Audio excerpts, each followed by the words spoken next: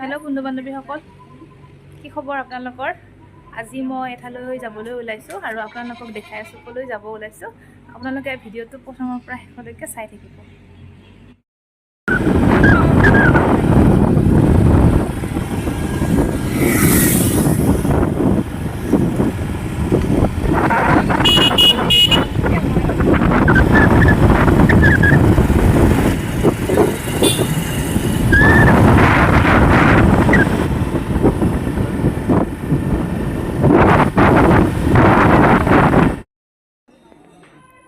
আমি আহিছোঁ নাৰিকলী মন্দিৰলৈ বুলি, আৰু শাওনৰ তৃতীয়টো সোমবাৰত আমি নাৰিকলী মন্দিৰলৈ আহিলোঁ আৰু অসংখ্য ভক্তৰ সমাগম আপোনালোকে চাই থাকক।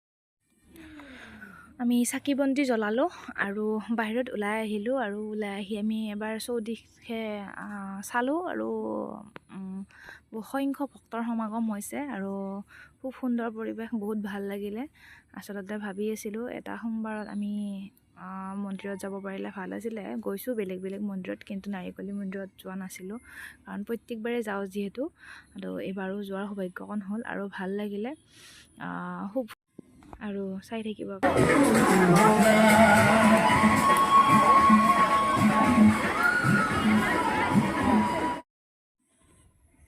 এইটো হৈছে ওচৰতে লাগি থকা মদ ভাগৱত নামঘৰ, বহুতে বিষ্ণু মন্দিৰ বুলিও কয়। আৰু ইয়াতেও চাকি ধূপ জ্বলালোঁ, জ্বলাই আহিলোঁ আমি বাহিৰলৈ বুলি, আৰু আপোনালোকক এবাৰ পৰিৱেশটো দেখুৱালোঁ, চাই থাকিব।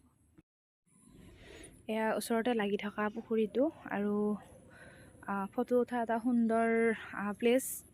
ইয়াতে সকলোৱে আহি ফটো উঠে আৰু ভাল লাগে ঠাইখিনি, আপোনালোক আহিব। এতিয়া আমি যাবলৈ ওলালোঁ আৰু কেইখনমান চেলফি তুলি ল'লোঁ, আৰু লগতে আৰু আপোনালোকৰ সন্মুখৰ পৰিৱেশটো এবাৰ দেখুৱাই দিলোঁ। আৰু আপোনালোকৰ যদি ভিডিঅ'টো ভাল লাগিছে লাইক কমেণ্ট কৰিব, আৰু লগতে মোৰ চেনেলটো ছাবস্ক্ৰাইব কৰিব। ধন্যবাদ।